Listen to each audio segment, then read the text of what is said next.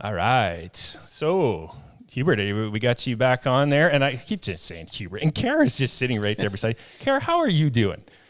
I'm good. How are you? We know I you. think this is so cool what you're doing, Dave. Oh, man. We have fun. You know us. We just love doing this. And I mean, it's our secret sauce. If we were talking about having a studio shot, because Eric's sitting back there quietly, and if you guys could see all the wires running around here, it's quite hilarious. But it's our off season, so all of our camera gear that we got cameras for cutting and cow and all that. It's here in the studio. But Kara, we know that you're the boss, right? Like you keep Hubert in line and you make it all happen, right? Yes, Yeah, it's a known fact. yeah, awesome. Well, and That he makes it pretty easy on her, though. Hubert likes to say he's just the pretty face. Okay, so we can come back to this later, but tell me about Master. So, because I know this opens up a fresh wound, but like we know, and here's Giselle joining in. We know for the people who were at the X Washing last year, like you laid down a run and you ended up coming in second. But it was a great, great show. So people, if you're wondering who Master is, it was that reserve champion run last year that we saw at the X in the Jack Carter Open. So tell us about Master. Master, he is special to me. He's a special horse, and there's a lot of history actually in that horse for me. Master, we bought him for Tori. Tori and Brian were looking for a stallion, as Lakota Chick is getting a little bit older, and so we've been looking for a stallion in the States and couldn't really find anything that we liked. And so 2012 to 2015, I lived in Argentina for 3 years, and we built a breeding program there for HCC quarter horses who are the owners of Gonna Be a Big Star and Stepping on Sparks. And so we built a breeding program there, and I bought some mares in the States at the legacy sale, and we shipped them down to Argentina. And one of those mares, she was a daughter of Master Snapper out of Dunnett's Enterprise. And so she was in foal to Gunner Special Night. And the foal out of that mare, she won the futurity in Argentina, and then we sold her to Europe. And that colt actually had a really good career in Europe with Arnaud Girinon. And so then Master, he was the second baby out of that mare. And the one Marine that works for HCC quarter horses in Argentina, he trained a horse there, and he ended up winning the futurity on Master in Argentina. Um, yeah, so after the futurity, when we were looking for a stallion, I called the guys in Argentina and asked them what they had. And so Master came up, and it was during COVID still, and things were still very complicated. So we couldn't really fly down there, and I know the people there, and I trusted the program, and Tori and Brian, they went with me in it, and they're like, yeah, why not? Let's do something different. So we shipped the horse from Argentina. He flew to Miami, and from Miami we flew him to Washington, and so then he ended up here. Hmm. And the rest, yeah. So when he got here, we rode him in his first season. He was still a little bit, green, and we had to work on some things. But I mean, that horse, he has such a big heart, and he's also such a good-minded horse. He's a huge stopper, and from the first moment on, we clicked, and that horse, he's just a different character. He's a fun horse to have around in the barn. He's very food motivated, but and he's just yeah, he's different, like I don't know how to explain it, but with certain horses, you just have this connection, and it's kind of like a kid that you have, and he does everything for me. And here and there we make mistakes, and we have some miscommunications, but he will never let you down, and he's just a very, very special individual. I'm just And gonna I'm very excited for him. I'm going to bring up some images here now from the auction forum, but just while I do that, I don't know if people can see, we have Giselle has jumped in and she's muted there, but I think she's showing off some Arizona sunshine there. Look at that. It just kind of, I mean, isn't that just cruel? Yeah. No, we've seen that, Hubert, with you riding that horse. It's again, I mean, I use the word excited all the time, and fun to watch, and that. So, that's what we've seen. So, all right, let me get back here as you guys watch me. Oh no, you're not watching. Hubert, you're watching me click around, but And after Hubert laid down, I think it was a 223.5 yeah, at last year at the exhibition. The next class after that was the lead line. yeah. So Right. Hubert jumped off, and our 7-year-old daughter jumped on and did the lead line on him, and he was just happy as a clam to do whatever she wanted to do too. Oh man, that's so great. Yeah. And thank you guys for doing that. And we're going to do that again this year and make it even better. But here's some pictures of Master. There was a question that came into the chat that Wendy Kemble's asking if the breedings that are won, can they be used for 2025? And so Pearl's been talking to the stallion owners and the breedings. And so the simple answer is yes. We haven't confirmed that 100% with all of them. But that's what we're here to do is to create great opportunities and support going both ways, the win-win-win. So yes, have full confidence, Wendy, that if you win a breeding and you can't use it in 24, we'll make sure that you still have that opportunity to use it in 25, and that applies to everyone. So yeah. All right, so here's Master, and then another Sally Reese photo, of course. Way to go, Sally. And there's some deep stopping. What's happening here, Hubert? You want to tell us about this one? This was at Best Little Derby in Idaho. Yep. Yeah, You were level 1 champion. I was level 1 champion. Yeah. That's so yeah. That was the first year that I showed him. That was at Raining by the Bay. I won the level 1 Derby there too on him. Yeah. And there's a funny story about actually heading down for that show. Okay, tell us. We're here for stories. Yeah, we love stories. Well, I mean, what happened? We were going to go down to Raining by the Bay, and so I get here at home, and I'm loaded up and ready to go. And no, actually not. My wife, I love her to death, but she's like, well, why don't you go get the trailer hooked up, and then so that I can start loading. I was like, well, I'm in the middle of something. No, go get the trailer. So I'm like half mad, and I go get the trailer. And I hook the trailer up and I turn it around on the parking lot, and I forgot to close the bed of my truck. Oh, the tailgate. So my tailgate is hanging off the side, and it ripped off the hydraulics off the trailer and everything else. I couldn't get my jack up and off anymore. So, and this was on Saturday, and we had to leave on Monday.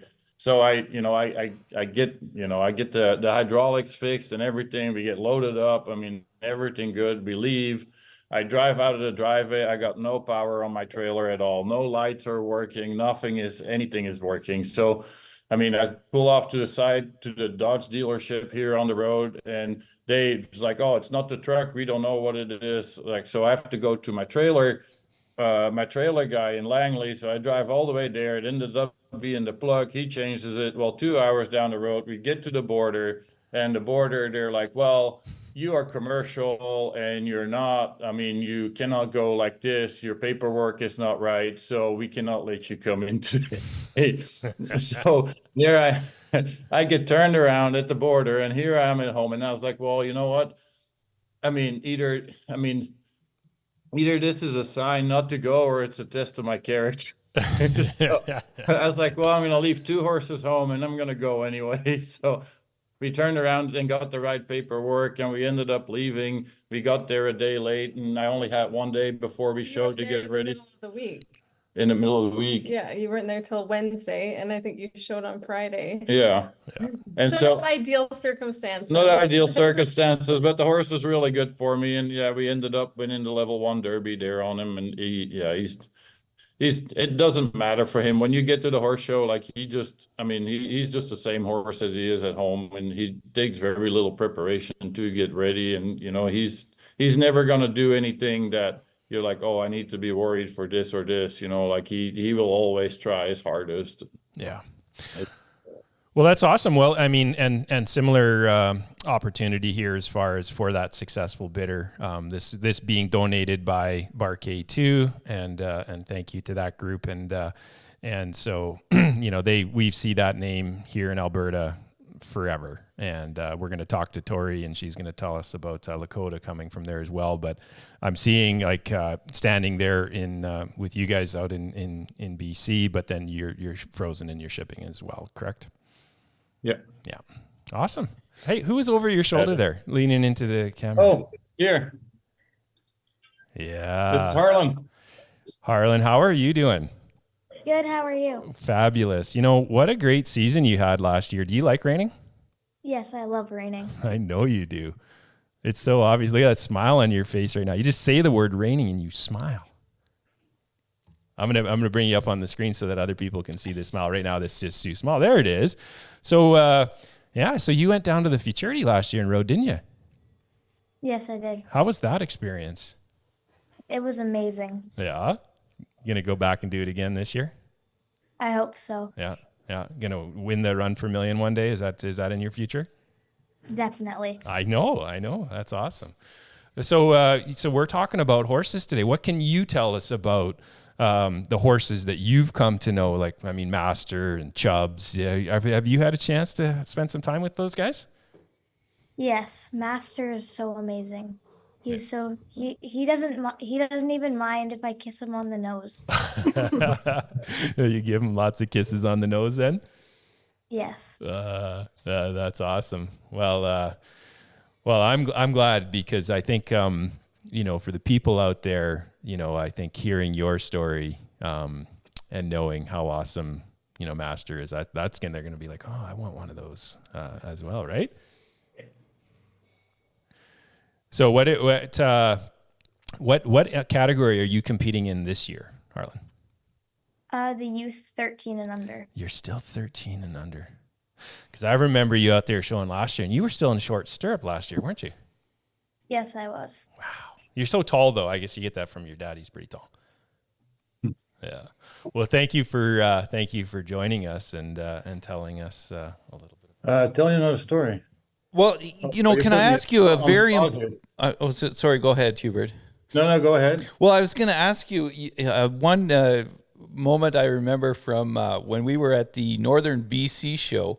You were doing some excellent coaching, like very pointing out the obvious. And one of your clients, unfortunately, had a misfortune on a lead change, and you were able to reassure her right away about how, oh yeah, I don't think anybody saw that. You know, just keep going. Like it was just some phenomenal coaching, and then, you know, other than that, you followed that great point up with another one where you encouraged her to go all the way to the fence at the far end.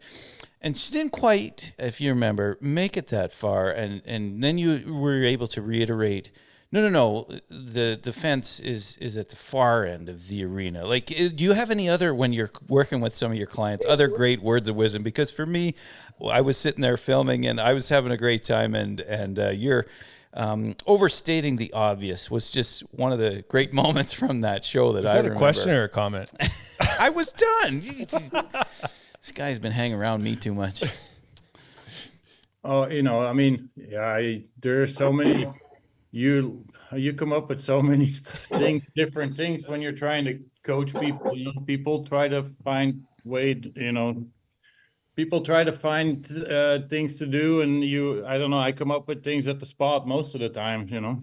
Well, those were two highlights of that show for me. So I just want to say thanks. And yes, if you have any other great interactions similar to that, you'd be able to share with us. You'll have some time to think about it because we've got Dorothy on the phone here right now, so we're not going to see Dorothy. But I believe when I slide this up that you'll hear her. Thanks, Hubert. And she can hear me. Oh, I got Hubert. What do you got? Well, I have something. Well, first of all, Dave, I want to tell you that, you know, we appreciate a lot everything you do. I think it's all very good, very professional, and we're excited to come to your shows this year. I think it's fabulous. And the other thing that I wanted to just say is that, well, I got, you know, that Master Spark. I don't know if any of you guys have seen a little video of that says Dangerous Stallion, where the Master Spark is around a group of girls from school that came to visit our barn. Okay. But that reel just hit like 1.1 million views, so that's pretty cool, actually. Yeah. So anyway, wow. No, that's cool. I haven't. I don't think I've seen that. So send it to me, please. Yeah, I'll send it to you. Yeah. Anyway, yeah. Thank you so much for everything you're doing. It's great. Well, you know, you and I have chatted many times, Hubert, and one of the things that I've just come to appreciate so much about yourself is your sense of humor And, you know, people heard us kind of teasing with Tori and that. And so I don't know if other people have had that opportunity. We're trying to create that through the exhibition and through things like this. But, you know, we're so lucky, Mark and I feel so lucky that we come to know you all in these really personal ways. And so thank you for coming on today and sharing. And I hope that continues and you guys get to be super successful. I know it's hard for you out there in BC. You're kind of isolated now, right?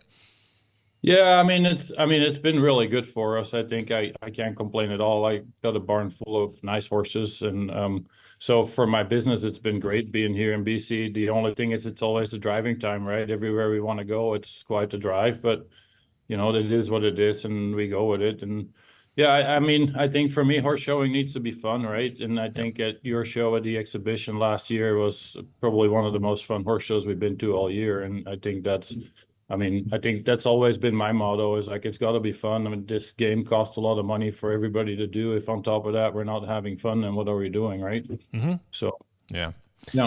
And I'm happy to see that you guys are creating that, and yeah, my hat's off for you guys. Yeah, but you guys supported. I mean, you guys filled up an entire row of the exhibition stalls last year, and then some. We needed to. You expanded beyond, and I commented to you.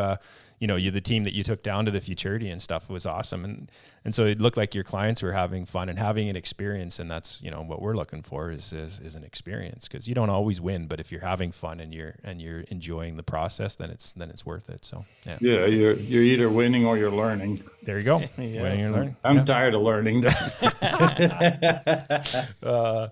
great. I have that quote inside my cowboy hat, actually. Win or learn. Yeah. Win or learn. Win or learn. Yep. Yeah. That was Rhonda that said that there? Yeah. That was actually a Nelson Mandela quote, and I had that put inside my hat. Yeah. Yeah. Yeah, it's excellent. Great job.